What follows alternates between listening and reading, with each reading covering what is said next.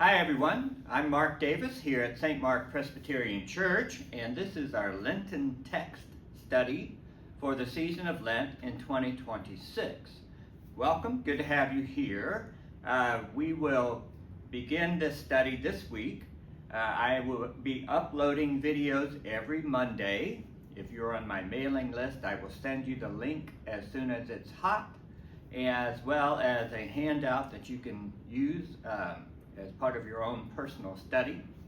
And then we will gather here at St. Mark in the Bonhoeffer Room at 10 a.m. on Wednesday mornings. And if you're able to join us live, we'd love to have you here in the room. If you're able to join us on Zoom, I will be sending you the link to that Zoom meeting as well.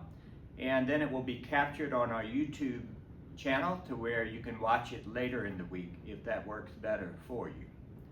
So just to be clear, this year during the season of Lent, we have two different studies ongoing. One is a book study, and I'll talk about that in a moment, and the other is the text study, the Bible study. They will be following a similar path because throughout the season of Lent, we're going to be following the arc of a book called Turning Over Tables. Turning Over Tables, a Lenten call for disrupting power. And our text studies and the text that we read on Sunday mornings and Saturday evenings for our weekend worship services will be coming from this book, Turning Over Tables. So that's our text study. That's what I'm uploading on Mondays and what we're discussing on Wednesdays in the morning. Also, on Wednesday evenings, not starting this Wednesday, but the following, is we will have a book study of Kathy Escobar's book, Turning Over Tables. That will be exclusively on Zoom for 45 minutes once a week.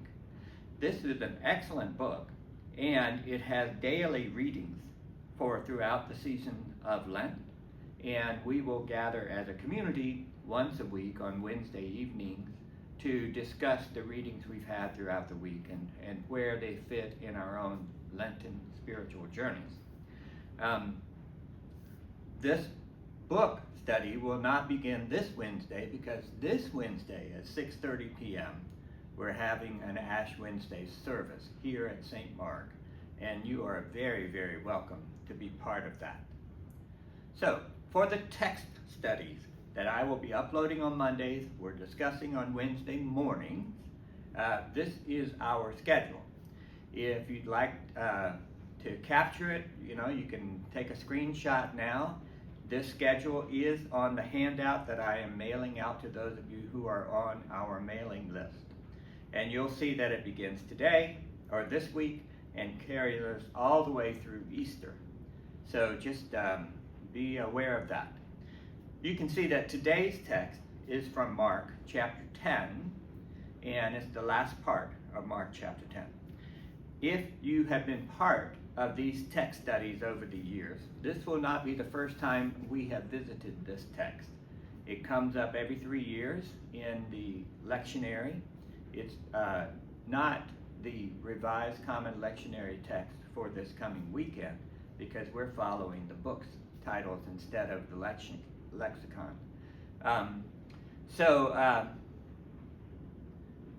This is the story of Bartimaeus, and you may have heard that before. If you've been following these text studies, you will have heard a number of these things over and over again. This is a marvelous story, and we can't hear it enough in my mind. So let's get right to it. They came to Jericho. As Jesus and his disciples and a large crowd were leaving Jericho, Bartimaeus, son of Timaeus, a blind beggar, was sitting by the roadside. When he heard that it was Jesus of Nazareth, he began to shout out and say, "Jesus, son of David, have mercy on me." Many sternly ordered him to be quiet, but he cried out even more loudly, "Son of David, have mercy on me." Jesus stood still and said, "Call him here." And they called the blind man, saying to him, "Take heart, get up, he is calling you." So, throwing off his cloak, he sprang up and came to Jesus. Jesus said to him, "What do you want me to do for you?" The blind man said to him, "My teacher, let me see again." Jesus said to him, "Go, your faith has made you well." Immediately he regained his sight and followed him on the way. All right, let's back up and we're going to look at the context and the content and then the connection between this text and our Lenten journey. The context is very important here. And in some respects, I would, if you want to see the more immediate context, I would scoot you all the way back to verse 17. And let's follow that together. Because in verses 17 through 31, there's a story of Jesus in conversation with someone whom we discover at the very end has many possessions. Many possessions, okay? And he comes to Jesus and opens with the question, "What must I do to inherit eternal life?" Before he asks the question, he calls Jesus good teacher. And so Jesus will have a really difficult conversation with him. First of all, he will question why the man would call Jesus good and argue that God alone is good. That's interesting in its own right. But finally, he looks at this man and they talk about the law. What does the law say? The man knows the law. He cites some of them. Jesus cites some of them. It's interesting that of the laws that they cite, some of them are from the Ten Commandments, most of them. One of them is not, but not all of the Ten Commandments are in the list. So it looks like we're in Exodus chapter 20, Deuteronomy chapter 25, those two places where the Ten Commandments are given. But in fact, it's a little bit different from that. And the law that Jesus adds in that conversation is do not defraud, which may give us an indication of how Jesus understands this man to be so wealthy. So the man says, "I've done all these things since my youth." And Jesus says, "All right, one thing you lack. Sell everything you have, give it to the poor, and come, follow me." So you hear that invitation, come, follow me. And that story ends with the man turning away sadly because he has many possessions. And one of the key elements of that story is that it's the one time in the Gospel of Mark where it says Jesus looked at him with love and said, "Go, sell your possessions." So Jesus is trying to liberate him from his captivity to his possessions. And sadly, he will not do it. So that story happens. And following that, Jesus starts to teach hard teachings. How difficult it is for wealthy people to enter the reign of God. Easier for the camel to go through an eye of a needle than for a rich person to enter the reign of God. The disciples are astounded. Who then can be saved? And Jesus says, with mortals, it's impossible, but with God, all things are possible. So if you ever hear that phrase, with God, all things are possible, being used as a slogan, just remember that it started in a conversation that talks about the difficulty of giving up wealth. All right, and then after that, Jesus tells the disciples for the third time that he's going to go to Jerusalem, be rejected, suffer, die, and on the third day to be raised. This is the third disclosure. And if you've been reading in the Gospel of Mark, you'll know that there's a pattern. Jesus will disclose his forthcoming death. The disciples, one, two, or all of them, will respond badly. And that will be followed by a teaching of discipleship that has some kind of paradoxical element to it, like the last shall be first. Those who are the greatest shall be the least. Something like that. So that happens here in this story. And So you have the rich man who can't give up his stuff, walks away, and does not become a follower. Then you have the teaching on the difficulties of wealth, and then you have the disclosure, then you have the inappropriate response, and then you have another teaching with a paradoxical turn to it. And then we have our story. And the very next thing that's going to happen after the story of Bartimaeus that we just read together is that Jesus is going to enter Jerusalem, where he's going to be rejected, suffer, and die, on the third day be raised. So we are at the end of a major section of Mark's gospel, and particularly that journey toward Jerusalem. And we're right there at the threshold. So that's the context, the before and after context of this story of Jesus and Bartimaeus that we just read together. Now, let's look at the content. Let's see what happens in here. It starts out kind of oddly because they go into Jericho and then they go out of Jericho. It's Jesus, it's crowds, it's disciples. Into Jericho and out of Jericho. You almost wonder why even bother making that comment. And of course, I can't read Mark's mind, but Jericho is a significant city in a couple of ways. The first is, you remember it from the Old Testament when they marched around the walls of Jericho and they came tumbling down. So think of that when you hear someone shouting in Jericho. But the other thing is that if you're going into Jerusalem, particularly from Galilee, so you're coming down from the north and you're about to enter into Jerusalem, Jericho is like the last city before you make your final leg of the journey. There were certain days when you could only travel a certain distance, and there's a certain reasonable amount of distance that one can travel, especially if they're in a large group.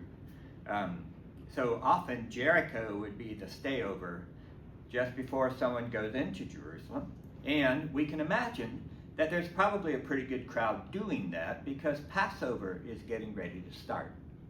And that was one of those days when a lot of faithful Jews would make a pilgrimage to Jerusalem for the celebration of Passover. So Jesus is not alone. Jesus and his posse are not alone. There's probably a large group of people. And you go to Jericho, you stay there, and then your next day you actually enter the city of Jerusalem. That means that it's a really strategic location for a beggar. Because if you're begging for alms and someone's walking by you who's on a pilgrimage, a spiritual pilgrimage, they're supposed to be generous as part of that pilgrimage. So it's probably not for nothing that Bartimaeus is located right there as they exit Jericho onto Jerusalem. There he is, and these are pilgrims, and that's a great place to beg. And sure enough, when they leave Jericho, there's a man named Bartimaeus. This is one of those sections in Mark's gospel that makes us wonder whether his audience, the folks for whom he's writing the gospel, are actually Jewish or Galilean or Judean, because he explains the name Bartimaeus. And that's something that would be very well known to anybody who's Jewish, probably fairly well known to anybody from the greater Palestinian region, because the word bar in Hebrew means son. So if your name is Bar Jonas, for example, you're the son of Jonas. Kind of like we have names Anders' son and things like that. So most anybody in that region during that time would know that if this person is named Bartimaeus, that means that this person's father is Timaeus. But Mark tells us that anyway. Bartimaeus, son of Timaeus. And the fact that Mark feels compelled to offer that explanation of the name Bartimaeus would indicate to us that a lot of his readers are not Jewish. They might be Roman. They might be, someone somewhere north of Galilee, but not necessarily Jewish. So that's just one of those interesting things. We can't build a whole tower on it, but it does seem to be a significant moment here. And the name Timaeus is a curious one. It sounds like, and one would guess that it's built on a verb in Greek, timao, which can mean two things, and they're almost opposite. It can mean honor, or it can mean shame. So, when your name is Timaeus, you're either the honored one or the shamed one. Bar Timaeus is the son of an honored man, or the son of a shameful person. I don't ask me how a word can mean two opposite things. Context has to explain that verb when it's used. But kind of curious that if you're named Timaeus, it seemed to be a very ambiguous name. And if your name is Bar Timaeus, son of Timaeus, that too sounds ambiguous. Is he a son of honor, or is he a son of shame? So remember that he's a son, okay? He's a son. And because when he cries out to Jesus, he's going to call him son of David. Now, when Bartimaeus starts crying out, Jesus, son of David, have mercy on me, the crowd tries to shush him, tries to shut him down. And I like to say that the crowd, instead of offering healing to a blind man, tried to add to his disabilities and make him mute as well. So the crowd tries to shush him. But notice that that's going to change a little bit. Jesus hears Bartimaeus, and Mark is seems to be taking his time. Jesus stopped. And Jesus said to them, perhaps the crowd who had been shushing Bartimaeus, says to them, call him here. So remember earlier in Mark's gospel, there's a story of parents who are bringing their children to Jesus so that he will bless them. And the disciples try to stop that. You know, this is no time for children, and Jesus is too important. I don't know what they're thinking. We just know that the disciples try to prohibit the children from coming to Jesus. And Jesus says, no, let the children come to me. This is what the reign of God is about. In that same fashion here, the crowd originally is trying to shush Bartimaeus, shut him down, and Jesus says, no, call him. So the crowd now has to change their way of encountering Bartimaeus, son of shame or son of honor, who, it's kind of interesting, Mark uses a lot of nominative words. He's blind, beggar, Bartimaeus, son of Timaeus. The crowd has to change their mind on how they see him. And they call him. And Jesus asked Bartimaeus a question. What do you want me to do for you? So let's just honor the question for a moment, because we like to assume that anybody who has leprosy or an injury or a fever or a disability of some sort, we like to imagine that the only option is to heal it, to make them better. If someone's blind, perhaps they have to see. Jesus is not joining us in that presumption, and he's allowing Bartimaeus the agency of answering what his need is. What do you want me to do for you? And Bartimaeus' answer is, Lord, that I might see. The word for see is blepo. That's the very common word for see. This one has a prefix on it, ana blepo, which can be to look up or to see up, or it could refer to Bartimaeus once having had sight, has lost his sight. So it could mean I want to see again. And that seems to be how our scripture, our Bible, interprets that, because they say that he regained his sight rather than simply began to see. So Jesus asked an interesting question to Bartimaeus. What do you want me to do for you? Rather than just presuming that, oh, if you're blind, you must want to see. And when Bartimaeus does answer that I can see again, notice what Jesus says to him. It's the second time we have seen this in Mark's gospel. Jesus says, your faith has made you well. Your faith has made you well.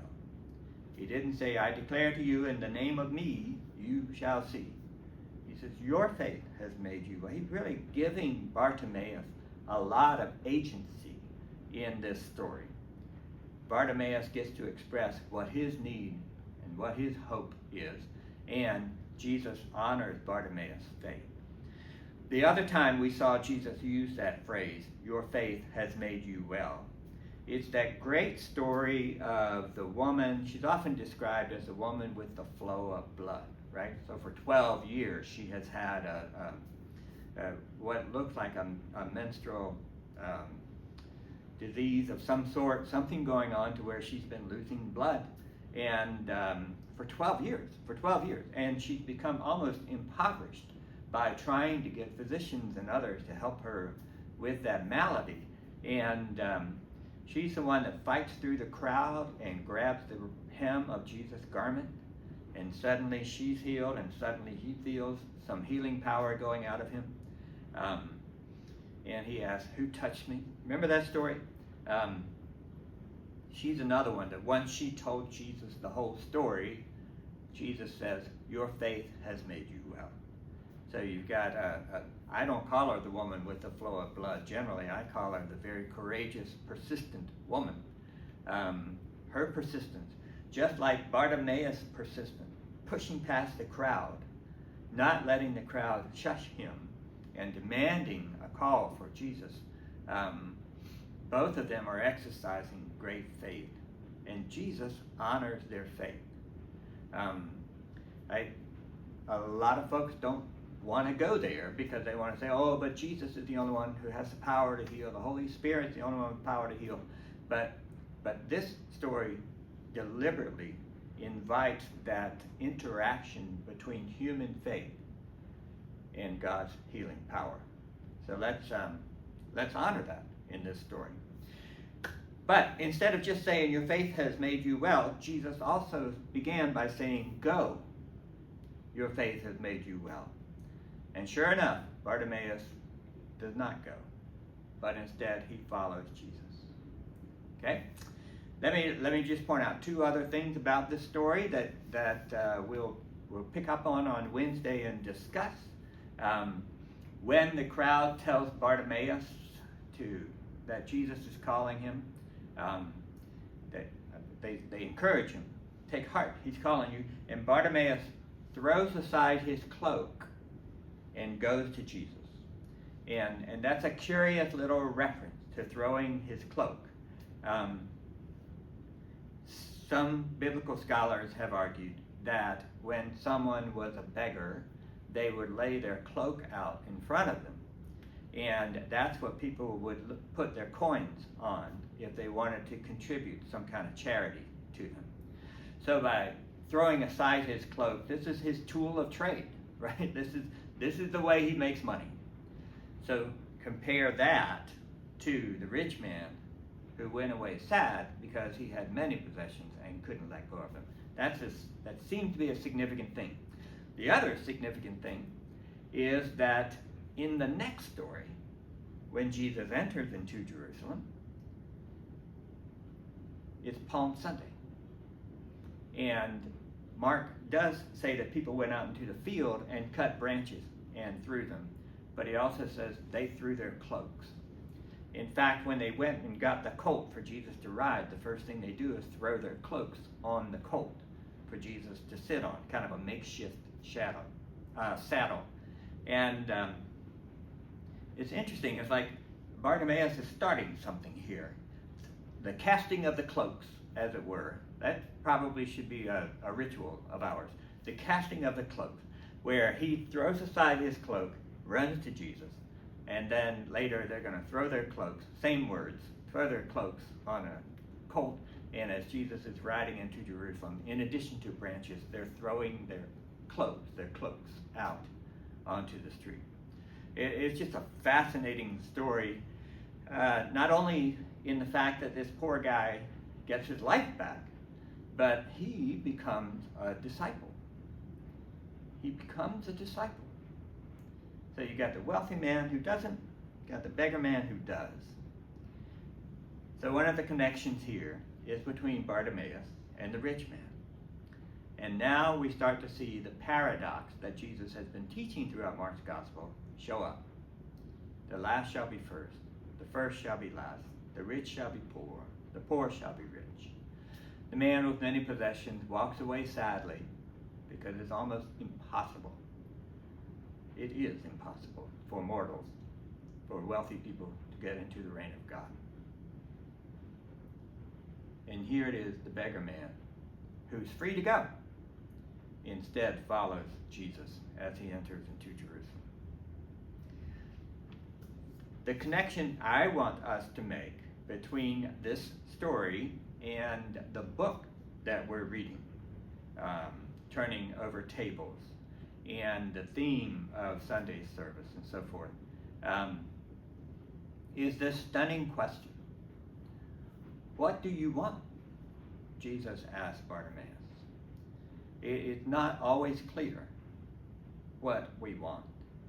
And we're not always reminded that Jesus asks questions like this. God asks questions like this.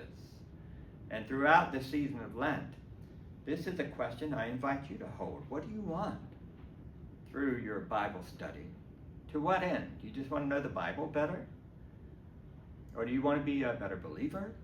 Yeah, if you want to be a better believer, then to what end? What do you want? I think we should ask that question over and over again, because very often our response is a preliminary answer.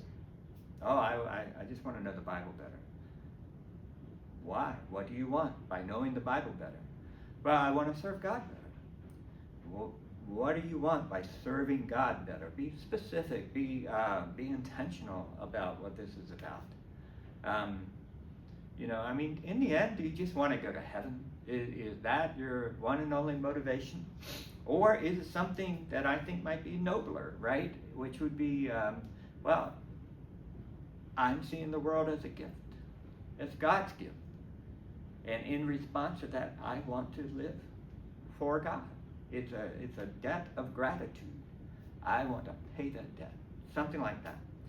Those are the kinds of questions that we want to hold throughout the Lenten season. That's what makes this season so powerful for us. And the last connection we want to make between the story that we've read and the journeys that we're on is think about this phrase, your faith has made you well. Think about how, number one, empowering that is. Think about how daunting that is. Most of us are much more akin to the wealthy guy than the beggar man. Let's be very clear about that. And so most of us need to remember that what is impossible with mortals is possible with God. The Lenten journey is not an easy one. And it asks us questions. But it also gives us this encouragement. Your faith matters, and there's some power there. So, those are the things we're going to pick up and discuss in our class on Wednesday. I sure hope you can be here with us, because I love to hear your input. If you can't join us in person, please join us on Zoom. If you can't do that, please watch us when you can. Thank you for joining today. Bye.